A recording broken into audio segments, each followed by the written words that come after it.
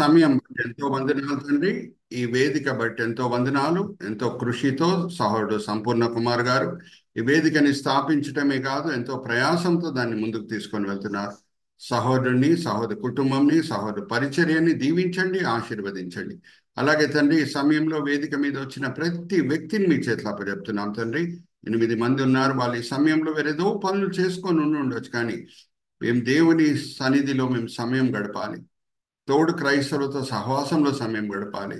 వాక్యంలో ఉన్న అనేక మర్మాలు మేము గ్రహించాలి అని ఎంతో మంచి ఉద్దేశములతో వాళ్ళు వచ్చి ఉన్నారు. అందరిని కూడా మీరు తృప్తిపరుస్తున్నారు, దీవిస్తున్నారు, ఆశీర్వదిస్తున్నారు అని మేము నమ్ముచున్నాం. నిష్ప్రయోజకమైన మీ దీన దాసుని నించోబెట్టి ఈ సమయంలో మీ మహిమార్థమై వాడుకుంటున్నారు తండ్రి. దాన్ని బట్టి నేను మిమ్మల్ని స్తుతిస్తున్నాను. ఈ దినం ఈ వేళ ఈ పూట మీరు మా కొరకు ఏర్పరచుకున్న ఆత్మిక పాఠములు మా విశ్వాస నేతలు విప్పి బయలుపరుస్తారని నమ్ముచు ఈ వినపములు మేము యేసుక్రీస్తు పరిశుద్ధమైన నామమున పెట్టుకుంటున్నాం. ఆమేన్, ఆమేన్, ఆమేన్. ఎప్పుడు లెక్కనే నేను ఒక జనరల్ విషయం చెప్పేసి ముందుకు వెళ్తాను. ఫస్ట్ టైమర్స్ ఉండొచ్చు, న్యూ కమర్స్ ఉండొచ్చు. వాళ్ళ బెనిఫిట్ కొరకు నేను ఎప్పుడు ఈ ఇంట్రొడక్షన్తోనే స్టార్ట్ చేస్తాను. అదేంటంటే, దేవుడు మనకు అప్పజెప్పిన అన్నిటికంటే ప్రాముఖ్యమైన పరిచర్య ఏంటి అని మనం ప్రశ్న వేసుకుంటే అది ఆయనను ఆరాధించే పరిచర్య. వేరే ముఖ్యమైన పరిచర్యలు కూడా ఈ లోకంలో ఉన్నాయి.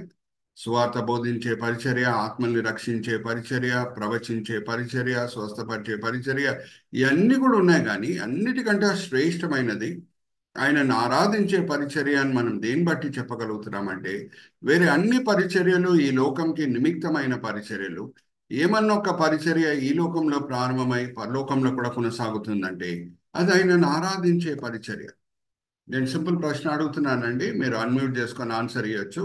పరలోకంకి వెళ్ళిన తర్వాత అక్కడ ఏమన్నా స్వస్థపరిచే పరిచర్య ఉంటుందమ్మా? ఎవరైనా రోగిలు ఉంటారా? ఉండరు. అలాగే ఎవరన్నా పాపులు ఉంటారా సువార్త బోధించి వాళ్ళని రక్షించుటకు? ఎవరు ఉండరు. అందరు కూడా పవిత్రులే. కానీ మన సమయం అంతా కూడా ఎక్కువ వరకు దేంట్లో మనం గడపబోతున్నామంటే దేవుణ్ణి ఆరాధించే విషయంలో మనము గడపబోతున్నాం.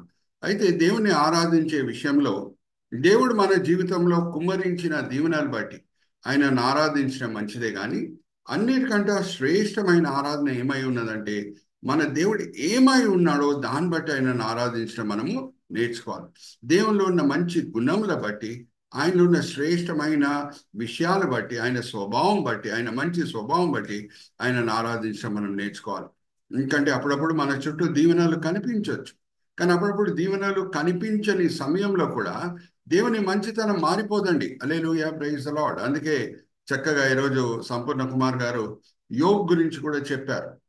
దీవెనలు కనిపించినప్పుడే దేవుడు మంచివాడని నమ్ముకొని యోబు ఆయన ఆత్మిక జీవితం జీవించలేదు. పరిస్థితులు అనుకూలంగా లేనప్పుడు కూడా నా దేవుడు మంచివాడే అని ఆయన ముందుకు సాగాడు. ఆ యోబు పలికిన ఒక సాక్ష్యం కఠినమైన పరిస్థితిలో, అదొక్కసారి నేను చదివిస్తాను సహోదరి జయంతి చేత. 23వ అధ్యాయం 10వ వచనం చదవమ్మా. భయంకరమైన పరిస్థితుల ద్వారా ప్రయాణమై వెళ్తూ యోబు పలికిన సాక్ష్యం ఏంటి? 23వ అధ్యాయం 10వ వచనం యోబు గ్రంథం. అమ్మా అన్మ్యూట్ చేసుకోండి అమ్మా.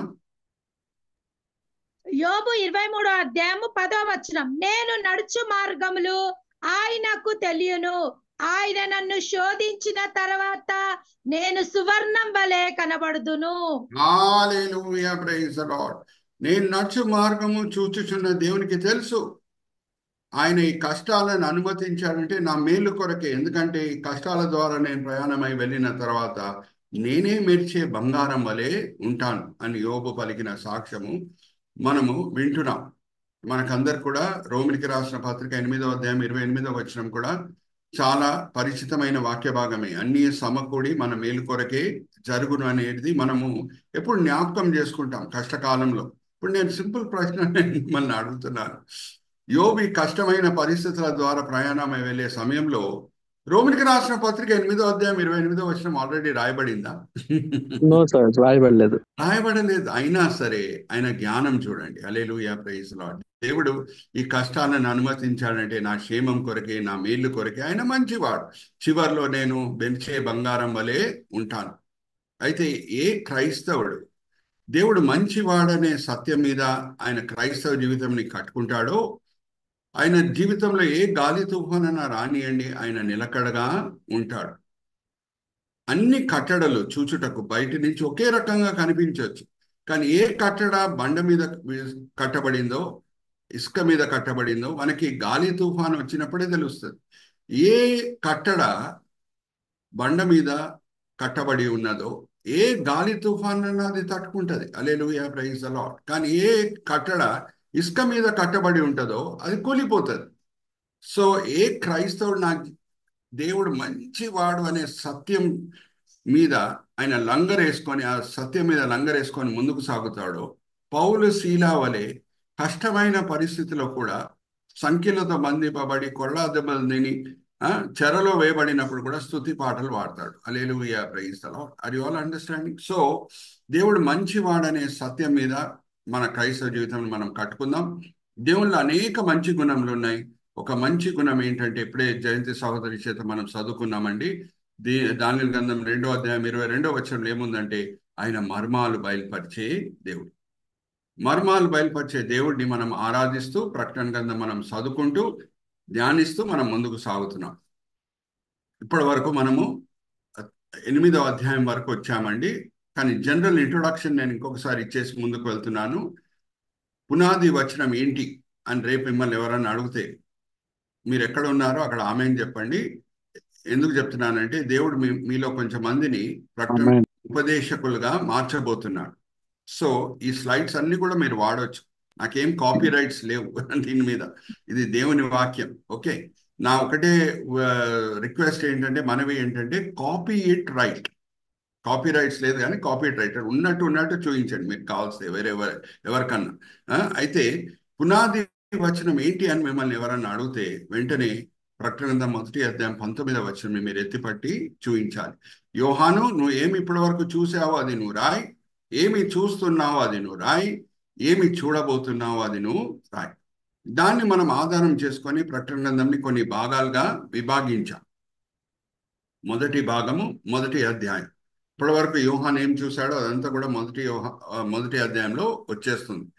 ఏమి చూస్తున్నాడో అది యేసుక్రీస్తు ప్రభువారు 7 సంఘాలతో మాట్లాడే మాటలు. దాన్ని మనం ప్రెసెంట్ ఆర్ ఈ యుగం అని అంటాం. 2000 సంవత్సరాల క్రితం పలికిన మాటలను కూడా ఈ యుగం అని ఎందుకు అంటున్నామంటే, ఆ 7 సంఘాలు ఉన్న విషయాలే, ఆ 7 సంఘాలు ఉన్న సమస్యలే 2024లో కూడా మనం ఏ సంఘం అన్నా తీసుకుంటే ఆ విషయాలే, ఆ సమస్యలే కనిపిస్తాయి. సో యేసుక్రీస్తు ప్రభువారు 2000 సంవత్సరాల క్రితము ఆ సమస్యలకి పలికిన పరిష్కారము ఇప్పుడు కూడా వర్తిస్తుంది. అందుకే మనం 2-3 అధ్యాయాన్ని ప్రజెంట్ అని అంటాం. 4-5 అధ్యాయాలని parenthesis or preparation or interval అని మనం ఎందుకు అంటామంటే, యోహాన్ భయంకరమైన దర్శనములు చూడబోతున్నారు. 6వ అధ్యాయం నుంచి 19వ అధ్యాయం వరకు యోహాన్ భయంకరమైన దర్శనములు చూడబోతున్నాడు. దుష్టులు పరిశుద్ధులతో యుద్ధం చేసి వాళ్ళని చంపివేయుట, అవన్నీ కూడా చూడబోతున్నాడు. సో అటువంటి దర్శనములని పవిత్రమైన యోహాను జీర్ణం చేసుకోవాలి. నీతిమంతుడైన యోహాను జీర్ణం చేసుకోవాలంటే ఆయనను మానసికంగా, ఆత్మికంగా దేవుడు బలపరచాలని 4-5 అధ్యాయాల్లో ఆయన సింహాసనంతో కూడిన దర్శనము చూపిస్తున్నారు. సింహాసనం దేనికి గుర్తు అని అంటే, అన్నీ దేవుని స్వాధీనంలో ఉంది అనే సత్యంకి గుర్తు. ఆ దర్శనం చూపించి ఏ సత్యము యోహాను హృదయంలో దేవుడు నాటుతున్నాడు అని అంటే, యోహాను, నువ్వు భయంకరమైన దర్శనంలో చూసినప్పుడు, దుష్టులు పరిశుద్ధులని చంపివేయుట నువ్వు చూసినప్పుడు నువ్వు దిగులు పడకు, అన్ని కూడా నా స్వాధీనంలో ఉంది. చివర్లో విజయము పరిశుద్ధులదే అనే సత్యము నాటుటకే దేవుడు ఆ సింహాసనం దర్శనము చూపిస్తున్నారు. 6వ అధ్యాయం నుంచి మనం ధ్యానించడం స్టార్ట్ చేశాము. శ్రమకాలంతో కూడిన దర్శనం ఏంటో అనేది మనము చూసాం. 6వ అధ్యాయంలో మనము 6 ముద్రల తీర్పు గురించి ధ్యానించాం. 7వ అధ్యాయంలో ఒక బ్రీఫ్ ఇంటర్వెల్ వచ్చింది. దాని తర్వాత 8వ అధ్యాయంలో బూరల తీర్పు గురించి మనం ధ్యానించటము స్టార్ట్ చేశాం. ఈ బూరల తీర్పులో ఉన్న శ్రేష్టత, 2 శ్రేష్టమైన విషయాలు నేను మీతో పంచుకున్నాను. ఈ బూరల తీర్పులో 3వ భాగమే ఎఫెక్ట్ అవుతుంది. ఎక్కడ బూర ఊదబడుతుందో, ఎక్కడ దేవుని తీర్పు వస్తున్నదో, ఆ తీర్పు ఎఫెక్ట్ అనేది, దాని ప్రభావం అనేది 3వ భాగం మీదనే ఉంటుంది. అడవి మీద అగ్ని వస్తున్నదంటే 3వ భాగం అగ్ని కాలిపోతున్నది. సముద్రం మీద ఒక రాయి విసిరవేయబడుతున్నది అని అంటే మూడో భాగము ఆ సముద్రము నెత్తురుగా మారుతున్నది. అలాగే సముద్రంలో ప్రయాణమై వెళ్ళే ఓడలు కూడా మూడో భాగము నాశనం అయిపోతున్నాయి. దాని తర్వాత దేవుని ఉగ్రత నదుల మీద వస్తున్నది. ఆ నదుల్లో ఉన్న మూడో భాగం నీళ్లు చేదైపోయాను, విషంగా మారిపోయాను అనేది మనం చూసాం. సో ఈ బూరల తీర్పు అంతా కూడా మనం మూడో భాగం అనే జ్ఞాపకం మనము పెట్టుకోవాలి.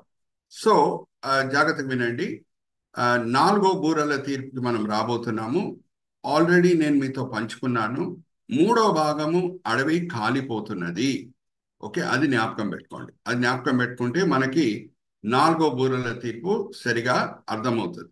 ఇంకొకటి కూడా నేను మీతో పంచుకున్నాను. ఈ మూడో భాగం వలన ఒక మంచి పని కూడా జరుగుతుంది. ఏంటంటే ఈ కాలంలో ఉన్న సైంటిఫిక్ టెక్నాలజీ, ఆధునిక సదుపాయాలతో మూడో భాగం అడవి కాలిపోతున్నదంటే వెంటనే శాటిలైట్ పిక్చర్స్ వల్ల మనకు తెలిసిపోతుంది. మూడో భాగం సముద్రము నెత్తురుగా మారిపోతుందంటే మరి శాటిలైట్ పిక్చర్స్ వల్ల మనకు తెలిసిపోతుంది. అలాగే మూడో భాగము నదులు విషంగా మారిపోయినాయంటే మరి శాటిలైట్ పిక్చర్స్ ద్వారా మనకు తెలిసిపోతుంది. సో ఈ న్యూస్ అనేది అన్ని సోషల్ మీడియాలో, ఎలక్ట్రానిక్ మీడియాలో ప్రకటింపబడే సమయంలో చాలా మంది ఎవరు ఇప్పుడు మారుమనసు పొందలేదు. మనం వాళ్ళతో ఎంతో ప్రేమపూర్వకంగా ఆరోహణం త్వరలో అవబోతుందని చెప్పినా సరే, శ్రమకాలం రాబోతుందని చెప్పినా సరే, ఇప్పుడు మారుమనసు పొందని వాళ్ళు ఆ సమయంలో అన్నీ కూడా మనం చెప్పినట్టే జరుగుతుందని చూసి అనేకులు మారుమనసు పొందుతారు. హల్లెలూయా, ప్రైజ్ ది లార్డ్. వాళ్ళ గురించి మనము 7వ అధ్యాయంలో అలాగే 5వ ముద్రల తీర్పప్పుడు కూడా మనము ధ్యానించాం. వాళ్ళు ఏ గుంపులో వస్తున్నారు అంటే చివరి గడియలో మారు మనసు పొందిన గుంపులు వాళ్ళు వస్తున్నారు. బైబిల్లో మనకి ముగ్గురు కనిపిస్తారు. ఒకటి చివరి గడియలో పశ్చాత్తాపం పొందిన నేరస్తుడు శిల్వ మీద. రెండవది సాంసోన్ మనకు గుర్తొస్తాడు. మూడవది నోవా వరదల సమయంలో చివరి గడియలో చనిపోయే సమయంలో దేవుని దగ్గర క్షమాపణ కోరుకున్న వాళ్ళు కూడా మనకి గుర్తొస్తారు. సో అట్లనే ఈ శ్రమకాలంలో కూడా మనం చెప్పిన మాటలన్నీ నెరవేర్చబడటం చూసేటప్పుడు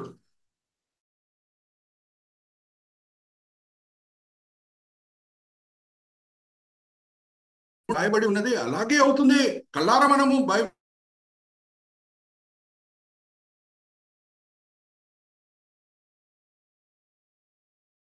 ప్రశ్న అడిగి ముందుకు వెళ్తున్నాను. ఒక 200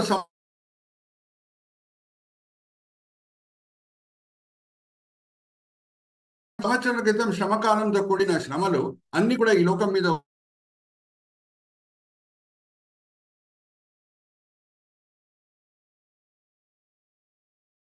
ఎందుకంటే శాటిలైట్ టెక్నాలజీ లేదు అప్పుడు. సో ఇప్పుడు ఈ అన్ని కూడా వీలయ్యే పరిస్థితులు. హల్లెలూయా, ప్రైజ్ ది లార్డ్. ఇప్పుడంతా కూడా ఆధునిక సదుపాయాల వలన ప్రకటన గ్రంథంలో రాయబడిన విషయాలన్నీ కూడా నెరవేర్చబడటమే కాదు, నెరవేర్చబడుట ప్రజలు చూసి నమ్మొచ్చు. ఎందుకంటే ఇప్పుడు ఆధునిక సదుపాయాలు ఉన్నాయి కాబట్టి. సో ఇది చాలా కరెక్ట్ టైం అని మనం భావించాలి. ఆరోహణం సమీపంగా ఉంది, అలాగే శ్రమకాలం కూడా సమీపంగా ఉంది. శ్రమకాలంతో కూడిన సంఘటనలు జరగాలి అని అంటే ఆధునిక సదుపాయాలు ఉండాలి, లేకపోతే అది జరగడానికి వీల్లేదు. 200 సంవత్సరాల క్రితం ఆధునిక సదుపాయాలు లేవు, కానీ ఇప్పుడు ఉన్నాయి. Hallelujah, praise the lord. So మనం ఆరోహణంకి ఎంత సమీపంగా ఉన్నాం, అలాగే శ్రమకాలంకి ఎంత సమీపంగా ఉన్నాం అనే విషయము మనం గ్రహించి మన క్రైస్తవ జీవితంని మనం పరీక్షించుకోవాలి. దేవునితో ఉన్న సంబంధం ఎలాగుంది మనది అని మనం పరీక్షించుకోవాలి. అందుకే ప్రకటన గ్రంథం మనం ఇంత వివరంగా మనము చదువుకుంటున్నాం. Are you all with me? So with this in background మనం 4వ బూరల తీర్పుకి మనం వెళ్దాం. ఆల్రెడీ 3వ భాగం అడవి కాలుతున్నది. ఇది మీరు జ్ఞాపకం పెట్టుకోండి. అమ్మా 8వ అధ్యాయం 12వ వచనం చదవమ్మా. బ్రదర్ ఎక్కడ కర్సర్ పెట్టి చూపించాలో మన చందు బ్రదర్ అక్కడ కర్సర్ పెట్టి చూపిస్తారు. ప్రకటన గ్రంథం 8వ అధ్యాయము 12వ వచనం. 4వ దూత బూర ఊదినప్పుడు సూర్య చంద్ర నక్షత్రములలో 3వ భాగము చీకటి కమ్మునట్లును, పగటిలో 3వ భాగము సూర్యుడు ప్రకాశింపకున్నట్లును, రాత్రిలో 3వ భాగము చంద్ర నక్షత్రములు ప్రకాశింపకున్నట్లును వాటిలో 3వ భాగము కొట్టబడెను. మరియు నేను చూడగా ఆకాశ మధ్యమున ఒక పక్షిరాజు ఎగురుచు బూర ఊదబోవుచున్న ముగ్గురు దూతలు బూర శబ్దమును బట్టి భూనివాసులకును అయ్యా అయ్యా అయ్యా అని గొప్ప స్వరముతో చెప్పుట వింటిని. థ్యాంక్ యూ అమ్మా.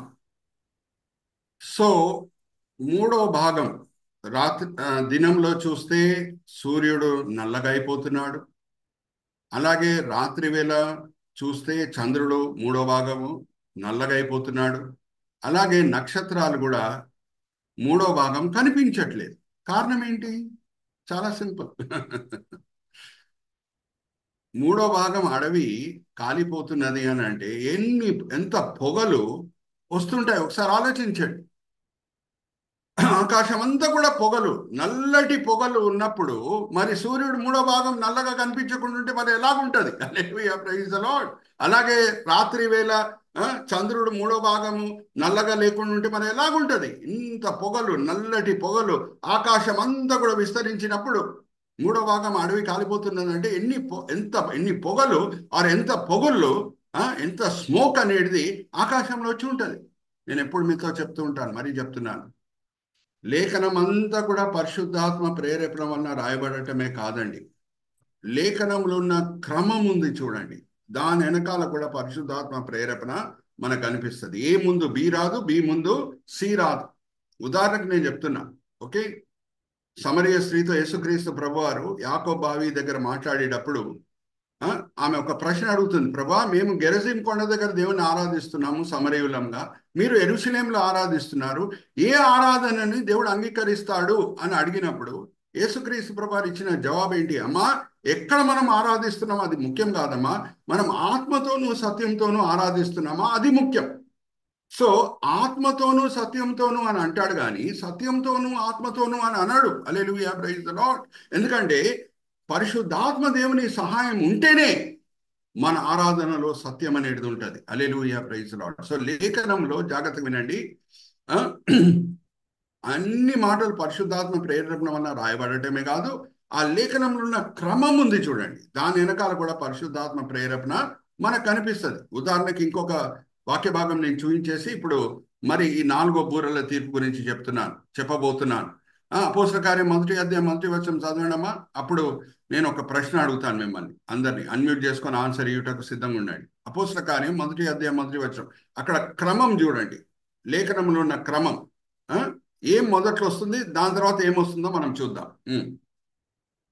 అపోస్తుల కార్యము 1వ అధ్యాయము 1వ వచనం, ఓ థెయోఫిలా, యేసు తాను ఏర్పరచుకొనిన అపోస్తులకు పరిశుద్ధాత్మ ద్వారా ఆజ్ఞాపించిన తర్వాత ఆయన పరమునకు చేర్చుకొనబడిన దినము వరకు ఆయన చేయుటకును బోధించుటకును ఆరంభించిన వాటన్నిటిని గురించి నా ఏం మొదట్లో వచ్చింది? చేయటం మొదట్లో వచ్చిందా, బోధించడం మొదట్లో వచ్చిందా? అడుగుతున్నా మిమ్మల్ని, అన్మ్యూట్ చేసుకొని చెప్పండి. చేయటం మొదట్లో వచ్చిందా, బోధించడం మొదట్లో వచ్చిందా? Give me answer. No, unmute చేసుకోండి. చేయటం మొదలు. Hallelujah, praise the Lord. ఇప్పుడు జ్ఞాపకం పెట్టుకోండి, ఈ కాలంలో అందరు కూడా ఏమంటారు అని అంటే ప్రాక్టీస్ వాట్ యు ప్రీచ్ అని అంటారు. నువ్వు ఏం బోధిస్తున్నావో అది నువ్వు పాటించు అని అంటారు. దాంట్లో తప్పేం లేదు. కానీ యేసు పరిచర్యలో ఉన్న శ్రేష్టత ఏంటంటే ఆయన మొదట్లో పాటించి తర్వాత బోధ చేశాడు. Hallelujah, praise the lord. అరే, ఆయన బాప్తిజం పొందే సమయంలో ఇంకా ఒక్క ప్రసంగం కూడా చేయలేదు, ఒక అద్భుతం కూడా చేయలేదు. ఆకాశం తెరవబడుతున్నది, ఆకాశం నుంచి ఒక స్వరం వినిపిస్తున్నది, ఈయన నా ప్రియ కుమారుడు, ఈయన బట్టి నేను ఎంతో ఆనందిస్తున్నానని. మిమ్మల్ని ఒక సింపుల్ ప్రశ్న అడుగుతున్నాను, అప్పటి వరకు యేసుక్రీస్తు ప్రభువారు పరిచర్య ప్రారంభం చేశారండి? చేయలేదు. హల్లెలూయా, ప్రైజ్ ది లార్డ్. అంటే కొన్ని దినముల తర్వాత ఆయన కొండ మీద ప్రసంగం చేయబోతున్నాడు. ఆ కొండ మీద ప్రసంగంలో ఆయన పలికిన ప్రతి మాట ఆయన మొదట్లోనే పాటించాను కాబట్టి ఆయన ప్రసంగంలో ఒక అధికారం ఉండింది, ఒక శక్తి ఉండింది. హల్లెలూయా, ప్రైజ్ ది లార్డ్. ప్రజల మనసులు కదిలింపబడినాయి ఆయన ప్రసంగం వినగానే. ఎందుకు? ఆయన మొదట్లో పాటించి తర్వాత బోధ చేస్తున్నాడు. Are you all with me? So మరీ చెప్తున్నాను, this is a related subject. లేఖనంలో ప్రతి మాట పరిశుద్ధాత్మ దేవుడే రాపించాడు.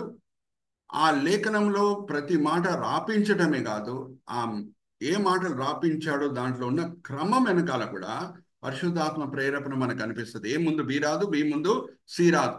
మొదట్లో ఆ మొదటి బూరల తీర్పుతో కూడిన సంఘటనలు అయిపోయిన తర్వాతనే నాగో బూరల తీర్పుతో కూడిన సంఘటనలు రాయబడి ఉన్నాయి. మొదట్లో అడవి కాలుతుంది అని రాయబడిన తర్వాతనే, మూడో భాగం అడవి కాలుతున్నది అనే విషయం రాయబడిన తర్వాతనే, అన్ని పొగలు వస్తున్నాయి అని రాయబడిన తర్వాతనే నాగో బూరల తీర్పుతో కూడిన మాటలు లేఖనంలో రాయబడి ఉన్నాయి. Are you all understanding? ఏది మొదట్లో వచ్చింది?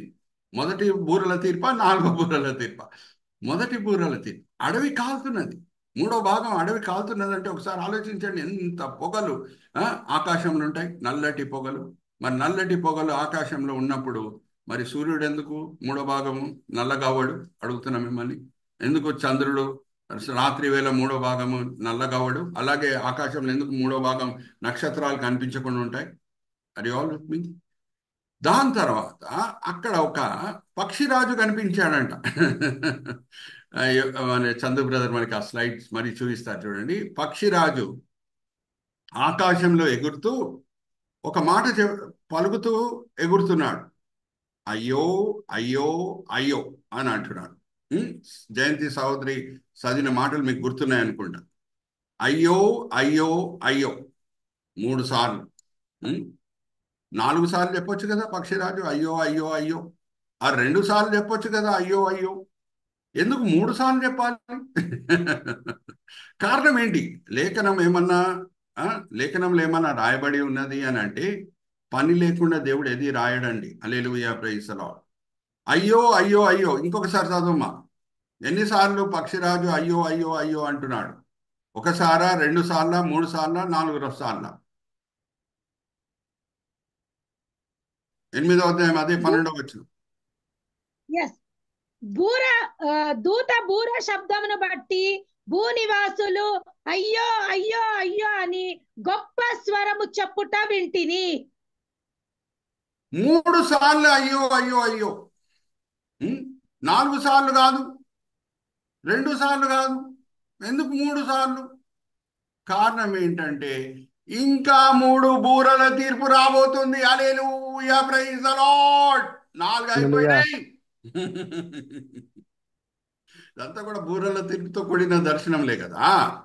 3 అయిపోయింది, 4 అయిపోయినాయి. ఇంకా ఎన్ని మిగిలినాయి? 3. అందుకు ఆ పక్షిరాజు కూడా ఎగురుతూ 3 సార్లే అయ్యో అయ్యో అయ్యో అని అంటున్నాడు, కానీ 4 సార్లు చెప్పట్లేదు, 2 సార్లు చెప్పట్లేదు. రేపు మిమ్మల్ని ఎవరన్నా అడిగితే ప్రకటన గ్రంథం గురించి మీరు ఉపదేశించే సమయంలో ఎందుకు పక్షిరాజు 3 సార్లు అయ్యో అయ్యో అయ్యో అన్నాడు, ఎందుకు 4 సార్లు కాదు, ఎందుకు 2 సార్లు కాదంటే మీరు దానికి జవాబిచ్చే స్థాయిలో ఉండాలి. ఆర్ యు ఆల్ విత్ మీ? ఇప్పుడు మనము 5వ బూరల తీర్పుకి వెళ్ళే ముందు నేనేం చెప్పాను? దేవుళ్ళు ఉన్న మంచి గొప్ప గుణముల బట్టి, శ్రేష్టమైన గుణముల బట్టి ఆయనను ఆరాధించడము మన పని అని నేను మీకు చెప్పాను కదా. ఆయనలో ఉన్న అనేక మంచి గుణములో, శ్రేష్టమైన గుణంలో ఒక గుణం ఏంటంటే, ఇప్పుడు ఈ స్లైడ్ చూపిస్తున్నారు చూడండి Chandu brother. He has the principle of cutting diamond with a diamond. Diamond ని కట్ చేయాలంటే ఇక్కడ చూడండి పిక్చర్. కత్తి వాడితే డైమండ్ కట్ కాదు, రంపం వాడితే డైమండ్ కట్ కాదు. డైమండ్ ని కట్ చేయాలంటే దేన్ని వాడాలి? డైమండ్నే వాడాలంట. That is a scientific truth. Cutting diamond with a diamond. So అప్పుడప్పుడు మన శ్రేష్టమైన దేవుడు, మన గొప్ప దేవుడు, గొప్ప గుణములు కలిగి ఉన్న దేవుడు ఈ ప్రిన్సిపల్ వాడుతూ ఉంటారు, cutting diamond with a diamond. ఇది ఏంటంటే దుష్టులను వాడి శిక్షిస్తాడు. Hallelujah, praise the lord. మరి చెప్తున్నా, దుష్టులను వాడి శిక్షిస్తాడు. That is the principle of cutting diamond with a diamond. ఇదంతా నేను చెప్తేనే మీకు 5వ బూరల తీర్పు, 6వ బూరల తీర్పు అర్థమవుతుంది. ఓకే, ఉదాహరణకు నేను చెప్తున్నా. గిదియోను చాలా మంచి న్యాయాధిపతి. న్యాయాధిపతుల గ్రంథం మనం చదివితే గిదియోను గురించి మనం చదువుకుంటే ఆయన చాలా మంచివాడు. ఆయనకి 70 మంది కుమారులు. ఎంతమంది కుమారులు? 70 మంది. దాంట్లో ఒక ఆయన ఉన్నాడు దుష్టుడు, అబీమెలెకు అనే వ్యక్తి. ఆయన వేసిన భయంకరమైన ప్లాన్ ఏంటంటే, ఆయన షేకెం పట్టణంకి చెందిన వ్యక్తి. షేకెం పట్టణంకి చెందిన ఈ అబీమెలెకు వేసిన భయంకరమైన ప్లాన్ ఏంటంటే, షేకెం పట్టణం ప్రజలని ఆయనతో పాటు కలుపుకొని వేరే సహోదరులందరినీ కూడా చంపివేసేసి నేను రాజు అవ్వాలి అని కోరుకున్నాడు. భయంకరమైన ప్లాన్ అది. షేకెం పట్టణంకి చెందిన అబీమెలెకు షేకెం పట్టణంలో ఉన్న ప్రజలందరినీ కూడా కలుపుకొని వేరే సహోదరులు ఉన్నారు కదా 70 మంది, వాళ్ళని అందరినీ కూడా చంపివేసేసి ఈయన రాజు అయిపోవాలి ఇజ్రాయెల్ దేశం కానీ కోరుకున్నాడు. అలాగే చేశాడు కూడా, అలాగే చేశాడు. అది ఆల్ అండర్స్టాండింగ్. అప్పుడు ఒక్కడు మాత్రం తప్పించుకొని, ఒక్క సహోదరుడు తప్పించుకొని శపిస్తాడు. ఏమనంటే, ఒక దినం రాబోతుంది, మీరిద్దరు కలిసిమెలిసి దుష్టకార్యం చేశారు కదా, మీ మధ్యనే దేవుడు కలవరం పుట్టిస్తాడని శపించేసి పారిపోతాడు ఆయన. సో ఏం జరిగిందంట దాని తర్వాత? ఇప్పుడు మనం చదువుదాం 9వ అధ్యాయం న్యాయాధిపతుల గ్రంథం 22-23 చదవమ్మా. Chandu brother please display the slide. న్యాయాధిపతుల గ్రంథం 9వ అధ్యాయము 22వ వచనము. అబీమెలెకు 3 సంవత్సరములు ఇజ్రాయేలీల మీద ఏలికై ఉండెను. అప్పుడు యెరుబాయలు 70 మంది కుమారులకు చేయబడిన ద్రోహ ఫలము వారిని చంపిన అబీమెలెకును వారి సహోదరుల మీదికిని అతడు తన సహోదరులను చంపునట్లు అతని చేతులను బలపరిచిన షేకెము యజమానుల మీదికిని వచ్చినట్లును, వారు చేసిన ప్రాణహత్య వారి మీదికి వచ్చినట్లును దేవుడు అబీమెలెకును కును షేకెము యజమానులకును వైరము కలుగుటకై వారి మీదికి దురాత్మను పంపెను. అప్పుడు హల్లెలూయా, ప్రైజ్ ది లార్డ్. వాళ్ళ మధ్యన వైరం పుట్టించుటకు దేవుడు ఏం చేశాను? దురాత్మను పంపించాను. దాని తర్వాత మనము 9వ అధ్యాయం 10వ అధ్యాయం మనం చదివితే ఒకరొకరిని కొట్టుకొని చనిపోతున్నారు. అది ఆల్వేస్ ఒకరొకరిని చంపుకొని చనిపోతున్నారు. మన దేవుడు మారని దేవుడు. రెండో ప్రపంచ యుద్ధం ప్రారంభంలో, జాగ్రత్త వినండి, రెండో ప్రపంచం యుద్ధం ప్రారంభంలో ఇద్దరు యూరోపా ఖండంకి చెందిన నాయకులు, రష్యా దేశం నాయకుడు స్టాలిన్, జర్మనీ దేశం నాయకుడు హిట్లర్ ఒప్పందం చేసుకున్నారు. మన మధ్యన ఏ సమయంలోనే యుద్ధం జరగకూడదు, మనం కలిసిమెలిసి యూరోపా ఖండంని స్వాధీనపరచుకొని పరిపాలిద్దాం అని స్టాలిన్ హిట్లరు ఒప్పందం చేసుకున్నారు. నాన్ అగ్రెషన్ ప్యాక్ట్ అంటారు 1939లో. మీరు గూగుల్లో కూడా వెళ్ళి చెక్ చేయొచ్చు. దాని తర్వాత వెంటనే హిట్లర్ వెళ్ళి పోలాండ్ దేశంని స్వాధీనపరచుకున్నాడు. స్టాలిన్ వెళ్ళి ఫిన్లాండ్ని స్వాధీనపరచుకున్నాడు. ఈ దుష్టులు చేసిన కార్యంలో దాని తర్వాత దేవుడు ఏం చేశాడు తెలుసా? ఇద్దరి మధ్యన వైరం పుట్టించి ఇద్దరు కొట్లాడుకునేటట్లు చేశాడు. Hallelujah, praise the Lord. మన దేవుడు మారని దేవుడు. Are you all understanding? రెండో ప్రపంచ యుద్ధం చరిత్ర మీరు చదవండి, 1939 to 1944. ఏమైంది? ఎవరు స్నేహితులుగా ఉండి కలిసిమెలిసి దుష్ట కార్యములు చేద్దామని అనుకున్నారో వాళ్ళ మధ్యనే దేవుడు వైరం పుట్టించాడు. సో ఈ అబీమెలెకు అలాగే ఈ షేకెం పట్టణం ప్రజలు కలిసిమెలిసి హత్య చేశారు. నిర్దోషమైన గిదియోన్ కుమారులన్నీ చంపివేసేశారు. 69 మందిని చంపివేసేశారు. 3 సంవత్సరాల తర్వాత దుష్టాత్మని దేవుడు పంపించెను. దుష్టాత్మ అంటే ఏంటి? చీకటి శక్తులతో కూడిన ఆత్మలు. Are you all understanding? చీకటి శక్తులతో కూడిన ఆత్మలు. అది కూడా దేవుని మాటలు వినాలి. Hallelujah, praise the Lord. అలాగే సౌల్ రాజుని దేవుడు ఆజ్ఞాపించినప్పుడు అమాలేకులను వెళ్ళి చంపురా బాబు, వాళ్ళు భయంకరమైన దుష్టులు, వాళ్ళు భయంకరమైన పాపములు చేసి ఉన్నారు ఇజ్రాయేలీలకు విరోధంగా అని చెప్పినప్పుడు ఈయన పోయి 100% విధేయత చూపించాడా? అడుగుతున్నా సౌల్ రాజు. చూపిలేదు సార్. అంతకి వాళ్ళు చేసిన ఎటువంటి భయంకరమైన పాపములు అని అంటే అమాలేకులు. ఒకసారి తీయండి 25వ అధ్యాయము ద్వితోపదేశ కాండం 18వ వచనం నుంచి చదవమ్మా. ఇజ్రాయేలీలు ఎప్పుడు ఐగుప్తు నుంచి కానాన్ దేశం వైపు నడుచుకొని వెళ్తున్నారో వెనకాలన్న వృద్ధులు, నేను చెప్తున్నా కదా, జాగ్రత్త వినండి. ఎవరు వెనకాల నడుచుకొని వస్తారండి? పాపం వృద్ధులు, చిన్నపిల్లలు, బలహీనంగా ఉన్నవాళ్ళు. వాళ్ళకి విరోధంగా ఈ అమాలేకులు చేసిన పని ఏంటి? ఒకసారి చదవమ్మా 25వ అధ్యాయం ద్వితోపదేశ కాండం 18వ వచనం నుంచి.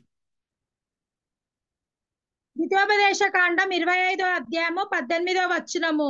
నీవు ప్రయాసపడి అలసి ఉన్నప్పుడు నీ వారిలో నీ వెనుకనున్న బలహీనులనందరినీ హతము చేసెను. కాబట్టి నీవు స్వాధీనపరుచుకున్నట్లును నీ దేవుడైన యెహోవా స్వాస్థముగా నీకిచ్చుచున్న దేశంలో చుట్టుపట్లనున్న నీ సమస్త శత్రువులను లేకుండా చేసి నీ దేవుడైన యెహోవా నీకు విశ్రాంతి దయచేసిన తర్వాత ఆకాశం క్రింద నుండి అమాలేకీయుల పేరు తుడిచివేయవలెనని ఇది మరచిపోవద్దు. హల్లెలూయా, ప్రైజ్ ది లార్డ్. ఈ ఆజ్ఞ ఎవరికి ఇచ్చాడు? దేవుడు సౌలు రాజుకి ఇచ్చాడు. సౌలు. ఇంకా నేను జూయిష్ బైబిల్ కామెంటరీస్ కూడా చదువుతాను కాబట్టి, అలాగే జూయిష్ రాబాయిస్తో నేను ఇంటరాక్ట్ అవుతుంటాను కాబట్టి, ఈ అమాలికులు ఏమేం చేశారు ఆ సమయంలో అనేది నేను చదువుకున్నాను, జూయిష్ రాబాయిస్ ద్వారా తెలుసుకున్నాను. ఎందుకు వాళ్ళ పాపం అంత భయంకరంగా దేవుని దృష్టిలో కనిపించింది అనేది నేను అప్పుడు గ్రహించాను. వెనకాలలో నడుచుకొని వచ్చే వృద్ధులు, చిన్నపిల్లలు, బలహీనలు, వాళ్ళని క్రూరంగా చంపివేయటమే కాదు, వాళ్ళ ప్రైవేట్ పార్ట్స్ ని కట్ చేసి ఆకాశం వైపు విసిరేసి గేలి చేశారంట. దేవుడా ఎక్కడున్నావు, నీ ప్రజలను కాపాడుకుంటుటకు. అటువంటి భయంకరమైన పాపములు వాళ్ళు చేశారు. సో ఎవరికి ఆజ్ఞాపించాడు దేవుడు? సౌలు రాజు, ఆకాశం కింద అమాలేకుల పేరును తుడిచివేశాయి అని ఆజ్ఞాపించినప్పుడు సౌలు రాజు 100% విధేయత చూపించాడా? చూపించలేదు. సో ఏం చేశాడు దేవుడు? ఎలాగ శిక్షించాడు? దేన్ని వాడి సౌలు రాజుని శిక్షించాడు? 1 సామెల గ్రంథం 16వ అధ్యాయం 14వ వచనం చదవమ్మా. 1 సామెల గ్రంథం 16వ అధ్యాయం 14వ వచనం. ఇదంతా నేను మీకు చదువుపిస్తేనే మీకు 5వ బూరల తీర్పు 6వ బూరల తీర్పు అర్థమవుతుంది. అందుకే ఇంత వివరంగా నేను అన్ని విషయాలు పంచుకుంటున్నాను. 1 సామెల గ్రంథం 16వ అధ్యాయం 14వ వచనం. 1 సమూయేలు 16వ అధ్యాయము 14వ వచనము. యెహోవా ఆత్మ సౌలును విడిచిపోయి యెహోవా యొద్ద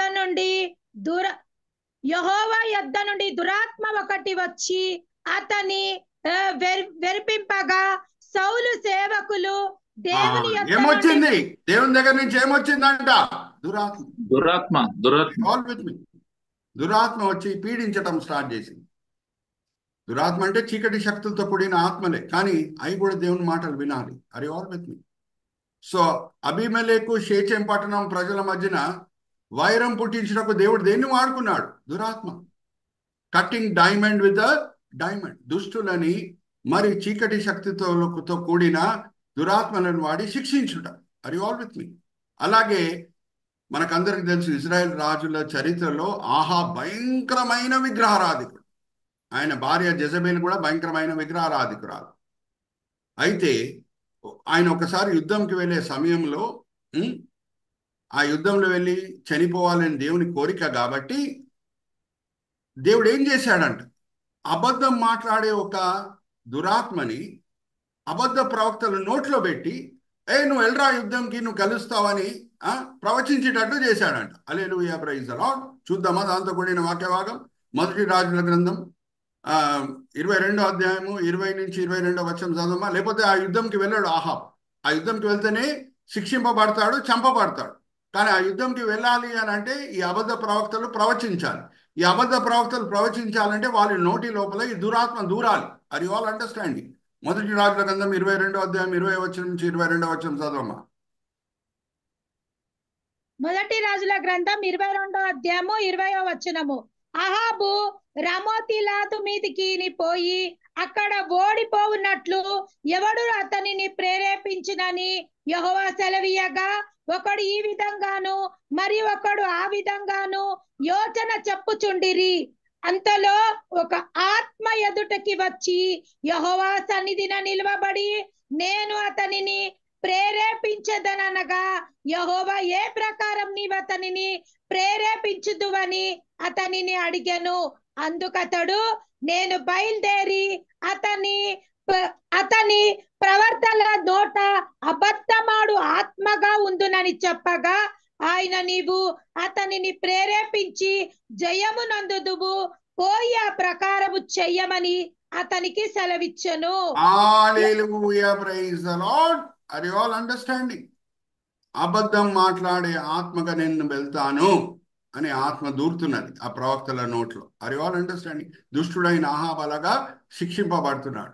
అలాగే మన మొదటి కొరింథీయులకు రాసిన పత్రిక 5వ అధ్యాయం 5వ వచనంకి వస్తే, కొరింథు సంఘంలో ఉన్న ఒక పెద్ద భయంకరమైన పాపం చేస్తున్నాడు.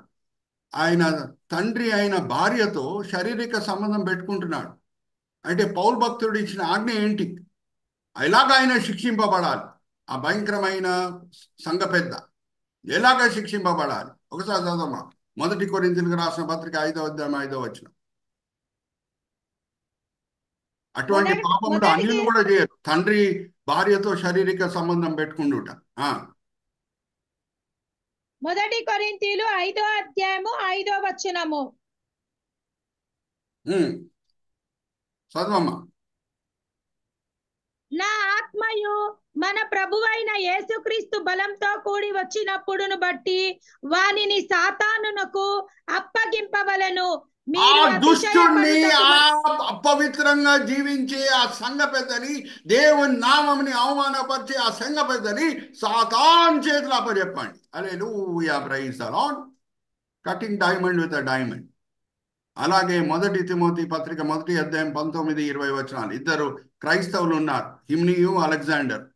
వాళ్ళు కూడా దేవదూషణ చేస్తున్నారు. అపవిత్రమైన జీవితం జీవిస్తూ దేవుని నామంకి దూషణ కలిగిస్తున్నారు. సో వాళ్ళకి ఇచ్చిన శిక్ష ఏంటో మనం చూద్దాం. మొదటి తిమోతి 1వ అధ్యాయం 19-20 వచనాలు. మొదటి తిమోతి 1వ అధ్యాయము 19వ వచనం. అట్టి మనస్సాక్షికి కొందరు త్రోసివేయి విశ్వాస విషమైన ఓడ బద్దలైపోవునట్లు వారి వలె చెడిపోయున్నారు. వారిలో హోమమై ఉన్న అలెగ్జాండర్ను ఉన్నారు. వీరు దూషింపబడుకున్నట్లు శిక్షింపబడుటకై వీరిని సాతానునకు అప్పగించి తిని. సాతానికి అప్పచెప్పి తిని. Are you all understanding? వీళ్ళెవరు? దుష్టులే, సాతాన్ సైడ్ ఉన్న వాళ్ళే. కానీ శిక్షించబడుటకు సాతాన్ చేతులనే దేవుడు అప్పచెప్తున్నాడు. Are you all understanding?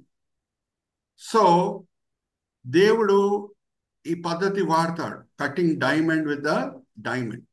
ఇదంతా కూడా నేను ఎందుకు మీతో పంచుకుంటున్నానంటే, 5వ బూరల తీర్పులో, 6వ బూరల తీర్పులో చీకటి శక్తులతో కూడిన శక్తులని, చీకటి శక్తులతో కూడిన దురాత్మలని దేవుడు వాడి, ఎవరు దేవునికి విరోధంగా ఉన్నారో, ఎవరు సాతాన్ని పూజిస్తున్నారో వాళ్ళని శిక్షిస్తాడు దేవుడు. హల్లెలూయా, ప్రైజ్ ది లార్డ్. వాళ్ళు చేసే పని ఏంటి? సాతాన్నే పూజిస్తున్నారు, దేవునికి విరోధంగా ప్రవర్తిస్తున్నారు. కానీ దేవుడు చీకటి శక్తులతో కూడిన శక్తులనే వాడి, ఆ దురాత్మలనే వాడి వీళ్ళని శిక్షిస్తున్నాడు. Are you all understanding? ఇప్పుడు చూద్దాం 5వ బూరల తీర్పుకి మనం వెళ్దాం. This all is a background. Okay అమ్మా, 9వ అధ్యాయం 1వ వచనం నుంచి 11వ వచనం చదవండి. అలాగే ఆ 7వ వచనం నుంచి 11వ వచనం, 9వ వచనం వరకు, 7వ వచనం నుంచి 9వ వచనం వరకు అక్కడ టైపోగ్రాఫికల్ ఎర్రర్ అయింది, 1 పడింది. 7 నుంచి 9 వరకు ఎక్కడ కర్జర్ పెట్టి చూపించాలో చందు బ్రదర్ కర్జర్ పెట్టి చూపిస్తారు. ఈ చీకటి శక్తులు ఎలాగొస్తాయంటే మిడతల వలె వస్తాయి. ఎలాగొస్తాయి? మిడతల వలె వస్తాయి. ఓకే, బ్రదర్ వినిపిస్తారు, సారీ జయంతి సిస్టర్ చదివినిపిస్తారు. అమ్మా 9వ అధ్యాయం 1వ వచనం నుంచి చదవమ్మా.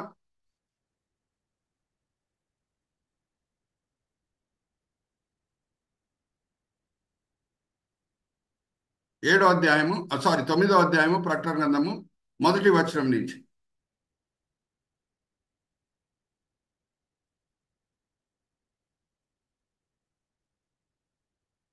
Brother Chandu, you made a correction in the 6th trumpet.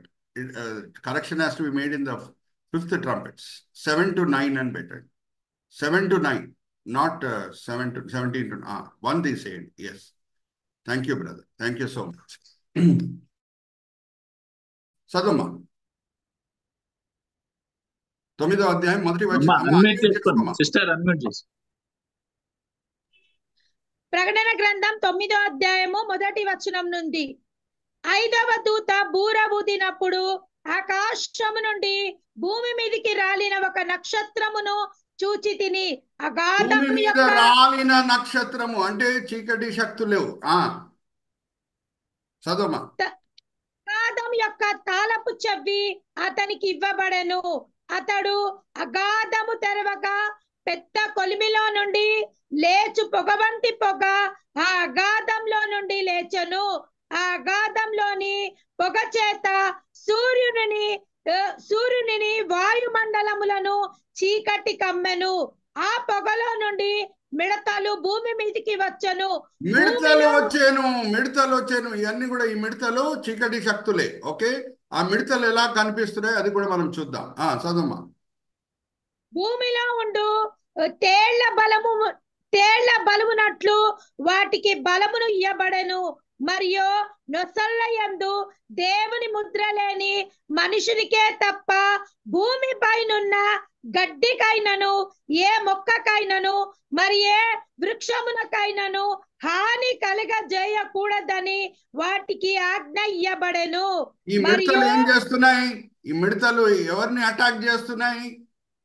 ప్రకృతిని కాదు. నేను చెప్పాను కదా, ఈ బూరల తీర్పులో ఉన్న శ్రేష్టత మొదటి ఏంటంటే 3వ భాగం ఎఫెక్ట్ అవుతుంది. ఫస్ట్ 4 బూరల తీర్పు దాని ప్రభావం ప్రకృతి మీద ఉంటుంది. 5, 6 బూరల తీర్పు మానవుల మీద ఉంటుంది. సో ఈ మిడతలు వచ్చి ఏం చేస్తున్నాయి అంటే చెట్లకేమి హాని కలిగించట్లేదు. యూజువల్గా మిడతలు వస్తే పొలాలకి అలాగే చెట్లకి వ్యవసాయంకి దెబ్బ తగులుతుంది. కానీ ఈ మిడతలు చేసే హాని ఎవరికి అని అంటే ప్రజలకి. జ్ఞాపకం పెట్టుకోవాలి. ఓకే, చదవమ్మా.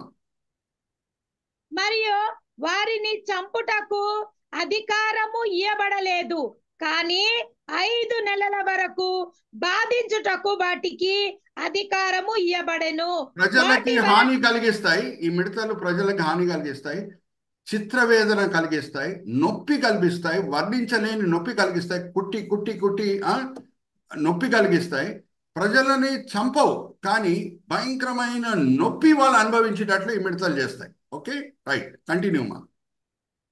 వాటి వలన కలుగు బాధ తేళ్లు మనుషుని కుట్టినప్పుడు ఉండు కంటే బాధ వలె ఉండును. ఆ దినములలో మనుషులు మరణమును వెతుకుదురు, కానీ అది వారికి దొరకదు. ఆ నొప్పి వలన, ఆ భయంకరమైన నొప్పి వలన మిడతలు కాటే సమయంలో ఆ నొప్పి వలన ప్రజలు చనిపోవాలని కోరుకుంటారంట, కానీ మరణం లభించదు వాళ్ళకి. ఓకే, కంటిన్యూ మా. చావవలనని ఆశ పడుదురు గాని మరణం వారి యొద్ద నుండి పారిపోవును. ఆ మిడతల యుద్ధమునకు సిద్ధపడబడిన గుర్రములను పోలి ఉన్నది. బంగారము వలె గుర్రం అనగానే చందు బ్రదర్, గుర్రం ఆ మిడతల మీద ఎక్కడ కర్జర్ పెట్టాలో చూడండి. అక్కడ కర్జర్ పెట్టి చూపించండి. ఆ మిడతలు ఎలా కనిపిస్తున్నాయట? ఈ కాలంలో అన్ని మనకి చక్కని మైక్రోస్కోప్స్ అవన్నీ కూడా ఉన్నాయి కదా, ఆధునిక సదుపాయాలు ఉన్నాయి కదా. ఆ మిడతలు ఎలా మైక్రోస్కోప్ పెట్టి చూస్తే వెంటనే ఎలా కనిపిస్తున్నాయంటే శరీరం ఎలాగుందంటే గుర్రం వలె ఉంది. శరీరం ఎలాగుంది? గుర్రం వలె ఉంది. ఇంకా చదవమ్మా. మరియు కిరీటముల వంటివి వాటి తలల మీద ఉండెను. వాటి ముఖము మనుష్యుల ముఖములు వంటివి, స్త్రీల తల వంటి వెంట్రుకలు వాటికి ఉండెను. వాటి పండ్లు సింహపు కోరల వలెను ఉండెను.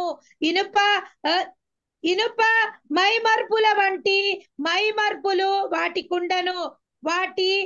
వాటి రెక్కల ధ్వని యుద్ధమునకు. ఏమున్నాయి?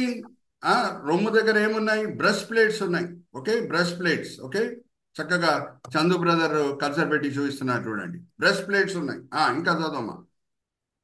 విస్తారమైన గుర్రపు రథముల ధ్వని వలె ఉండెను. తేళ్ల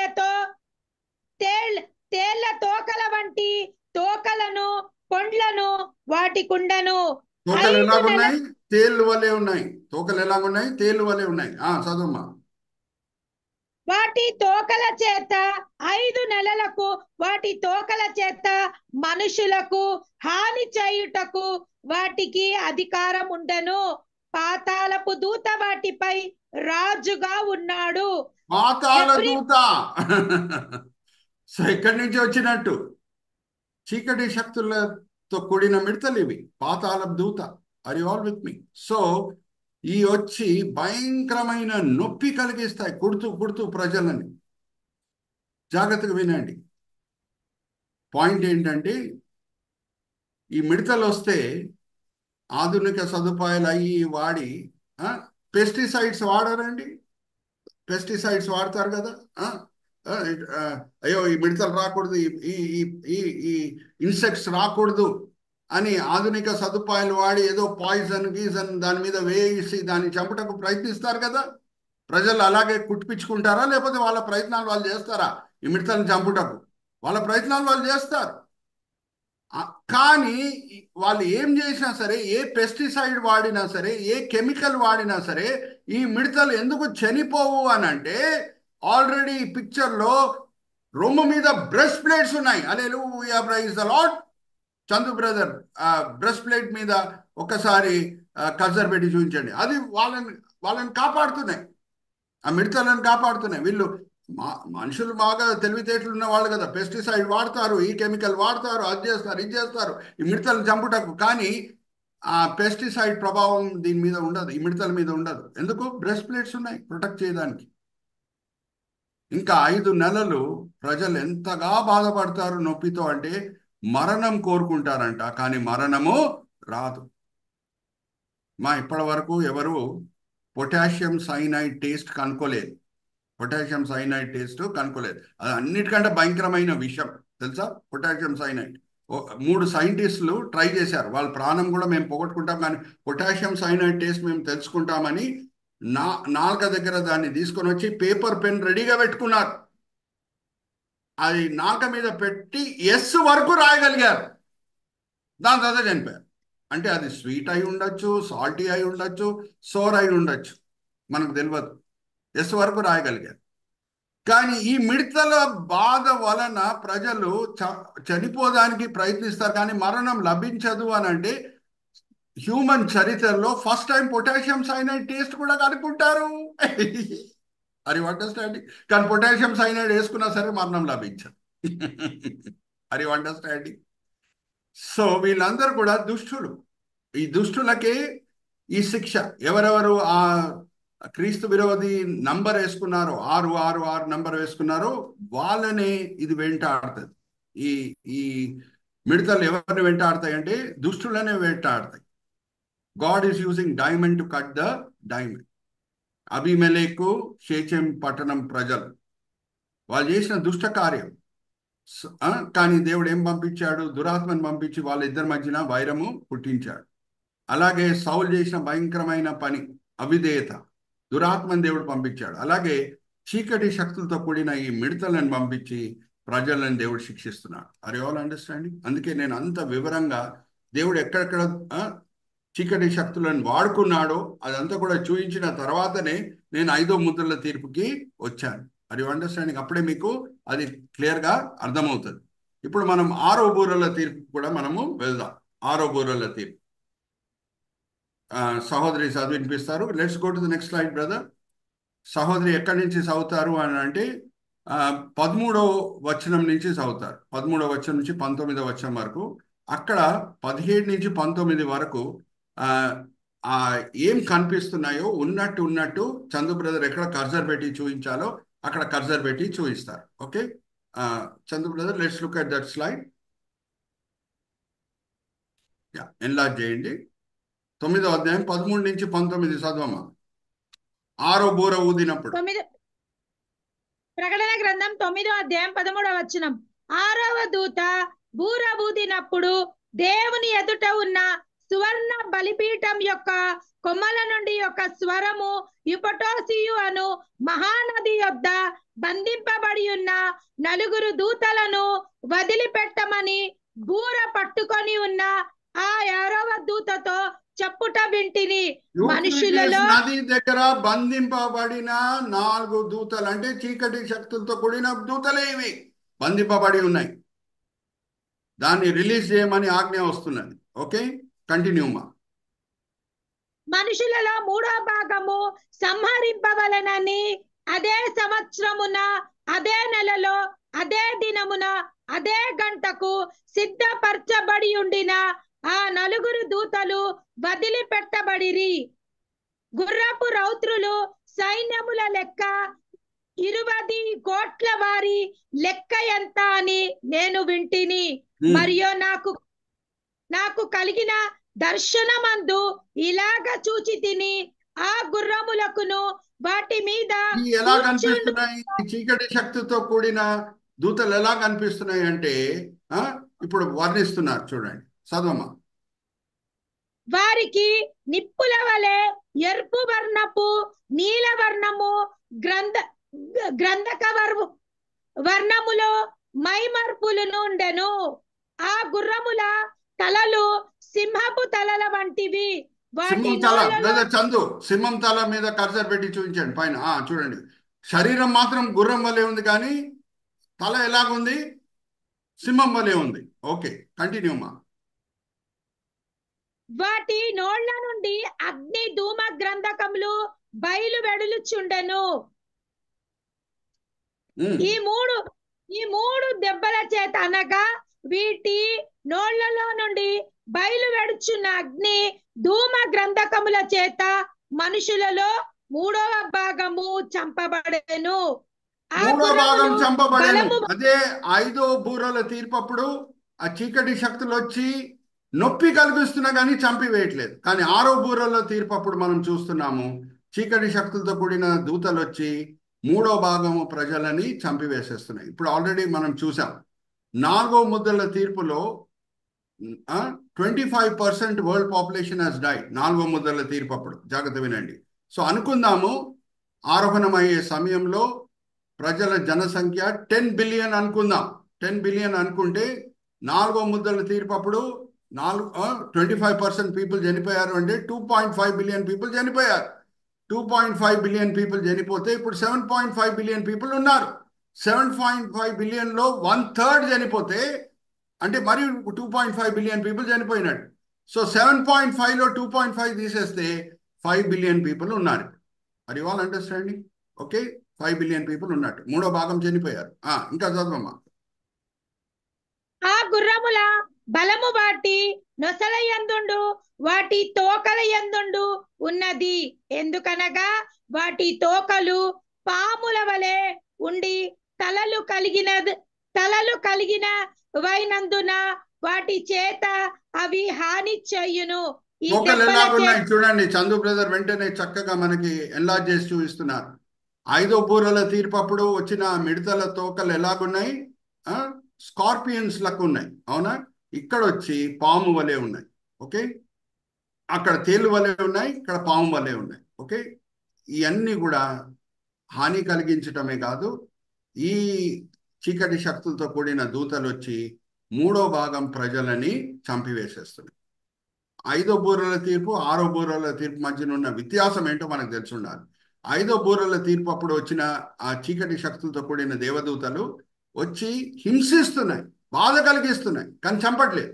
కానీ 6వ బూరల తీర్పు అప్పుడు చీకటి శక్తుల దగ్గర నుంచి వచ్చిన దూతలు వచ్చి 3వ భాగం ప్రజలని చంపివేసేస్తున్నాయి. That is the difference which everybody should know. Are you all with me? Okay, so next స్లైడ్కి మనం వెళ్దాం. 7వ బూరల తీర్పు మనము కొంచెం ఇంటర్వెల్ తర్వాతనే చూడబోతున్నాం. అంటే ఇక్కడ చూడండి, చందు బ్రదర్ మనకి హెడ్లైన్ మీద కర్సర్ పెట్టి చూపిస్తున్నారు. The 7th trumpet after the longest interlude. అంటే గ్యాప్ ఉంటుంది. 11వ అధ్యాయం 15వ వచనం వరకు, ప్రకటన గ్రంథం 11వ అధ్యాయం 15వ వచనం వరకు 7వ బూరల తీర్పు ఏంటో మనకు తెలియదు. కానీ 7వ బూరల తీర్పు ఎప్పుడు 7వ బూర ఎప్పుడు ఊదబడుతుందో అక్కడ పాత్రల తీర్పు ప్రారంభము అవుతుంది. ఇక్కడ చూడండి, 7 దూతలు పాత్రలు పెట్టుకొని ఉన్నాయి. బ్రదర్ చందు బ్రదర్ పాత్రల మీద కర్సర్ పెట్టి చూపించండి. Very good. సో అది ఎప్పుడు ప్రారంభం అవుతుందంటే 7వ బూరల తీర్పు అయిపోయిన తర్వాత పాత్రల తీర్పు ప్రారంభం అవుతుంది. Okay, remember that. కానీ ఇప్పుడు 6వ బూరల తీర్పు వరకే మనం వచ్చాం. 7వ బూరల తీర్పు గురించి మనం ఇంకా ధ్యానించలేదు. 7వ బూరల తీర్పు ఎప్పుడు జరుగుతుంది అంటే ప్రకటన గ్రంథం 11వ అధ్యాయం 15వ వచనం. దాని వరకు మధ్యలో కొన్ని సంఘటనలు జరగాలి. సో ఆ సంఘటనలు ఏంటో ఇప్పుడు మనం ధ్యానిద్దాము. Are you all understanding? అడుగు బై అడుగు, మెట్టు బై మెట్టు మనము వెళ్తున్నాం. ఓకే, సో నెక్స్ట్ 10వ అధ్యాయంతో కూడిన విషయాలు మనం చూద్దాము. 10వ అధ్యాయంతో కూడిన విషయాలు నేను అనుకుంటున్నా 1 hour దాటిపోతుంది అనుకుంటున్నా. సో సరేలే, వచ్చే వారం మనం చేద్దాం. సో ఎందుకంటే కాన్సన్ట్రేషన్ లెవెల్స్ తగ్గిపోతాయి. ఎందుకంటే ఎన్నో మర్మాలు ఉన్నాయి, 10వ అధ్యాయంతో కూడిన మర్మాలు. అవి అన్నీ నేను స్టార్ట్ చేస్తే కనీసం ఇంకొక 40-45 మినిట్స్ అవుతుంది. సో ఇప్పుడు నేను ఆపుతున్నాను. మనం బూరల తీర్పు గురించి అన్ని విషయాలు, 6 బూరల తీర్పు గురించి అన్ని విషయాలు మనం ధ్యానించాం. ఈ బూరల తీర్పు గురించి మనం చదివింది ధ్యానించింది 8వ అధ్యాయంలో రాయబడిన మాటలు, అలాగే 9వ అధ్యాయంలో రాయబడిన మాటలు. ఈ 8వ అధ్యాయం 9వ అధ్యాయంలో ఏమున్నాయంటే 6 బూరల తీర్పు గురించి ఉన్నాయి. 7వ బూరల తీర్పు గురించి ఎప్పుడు మనం చదువుకోబోతున్నామంటే 11వ అధ్యాయము 15వ వచనంకి వచ్చినప్పుడు. ఓకే, సో దాని వరకు ఏమేమి జరగబోతుంది, 10వ అధ్యాయంలో ఏం జరగబోతుంది, అలాగే 11వ అధ్యాయంలో 1వ వచనం నుంచి 14వ వచనం ఏం జరగబోతుంది, అదంతా ధ్యానించిన తర్వాతనే 7వ బూరల తీర్పు గురించి మనము ధ్యానించబోతున్నాం. వచ్చే వారము మనము 10వ అధ్యాయంతో కూడిన మర్మాలు, అలాగే 11వ అధ్యాయంతో కూడిన మర్మాలు అన్ని కూడా మనము ధ్యానిద్దాం. దేవుని చిత్తమైతే, ఎప్పుడు ఆ మాట వాడాలి, దేవుని చిత్తమైతే. ఓకే, ఎందుకంటే అన్నీ మన స్వాధీనంలో లేదు, అంతా కూడా దేవుని స్వాధీనంలో ఉంది. చిన్న ప్రార్థన చేసి నేను కుమార్ గారికి ఫ్లోర్ మరి అప్పచెప్తాను. తండ్రి, ఈ సమయం బట్టి ఎంతో వందనాలు తండ్రి, ఈ వేదిక బట్టి ఎంతో వందనాలు. ఎంతో కృషితో తండ్రి సహోదరు కుమార్ గారు ఈ వేదికని స్థాపించడమే కాదు, ఎంతో ప్రయాసంతో దాన్ని ముందుకు తీసుకొని వెళ్తున్నారు. సహోదరుని దీవించండి, ఆశీర్వదించండి. అలాగే తండ్రి ఎంతో చక్కగా టెక్నికల్ కోఆర్డినేషన్ చేసే చందు బ్రదర్ని దీవించండి, ఆశీర్వదించండి. ఎంతో చక్కగా లేఖనం చదివి వినిపించే సహోదరి జయంతి గారిని దీవించండి, ఆశీర్వదించండి. అలాగే వేదిక మీద వచ్చిన ప్రతి వ్యక్తిని మీ చేతిలో అప్పచెప్తున్నాం తండ్రి. వాళ్ళు ఈ సమయంలో వేరేదో పనులు చేసుకోవచ్చు, కానీ మేము ప్రకటన గ్రంథంతో కూడిన మర్మాలు మేము గ్రహించాలి, రాబోయే దినంలో ఏం జరగబోతుందో మేము తెలుసుకోవాలి అని ఎంతో మంచి ఉద్దేశంతో తండ్రి వాళ్ళు వచ్చి ఉన్నారు. అందరినీ కూడా మీరు తృప్తిపరచున్నారు, దీవించున్నారు, ఆశీర్వదించున్నారని మేము నమ్ముచున్నాం. నిష్ప్రయోజకమైన మీ దీన దాసుల్ని నించోబెట్టి ఈ సమయంలో మీ మహిమార్థమై వాడుకున్నారు తండ్రి. దాన్ని బట్టి నేను మిమ్మల్ని స్తుతిస్తున్నాను. ఈ దినం, ఈ వేళ, ఈ పూట మీరు మాకు నేర్పించిన పాఠములు తండ్రి మేము మా దగ్గరే ఉంచుకోకుండా వేరే క్రైస్తవులతో కూడా పంచుకునేటట్లు మీ కృప చూపించండి. ఎంతో కృషితో చందు బ్రదరు ఈ వీడియోస్ అన్ని కూడా రికార్డ్ చేసి, సెషన్స్ అన్ని కూడా రికార్డ్ చేసి యూట్యూబ్లో అప్లోడ్ చేస్తున్నారు. ఆ అప్లోడ్ చేసిన వీడియోస్ అన్నిటిని కూడా మేము సర్క్యులేట్ చేసేటట్లు, సార్వత్రిక సంఘంకి అది ఉపయోగకరంగా ఉండేటట్లు తండ్రి మమ్మల్ని అందరినీ కూడా ప్రోత్సహించండి. ఈ విన్నపంలో మేము యేసుక్రీస్తు పరిశుద్ధమైన నామములో వేడుకుంటున్నాం. ఆమేన్, ఆమేన్.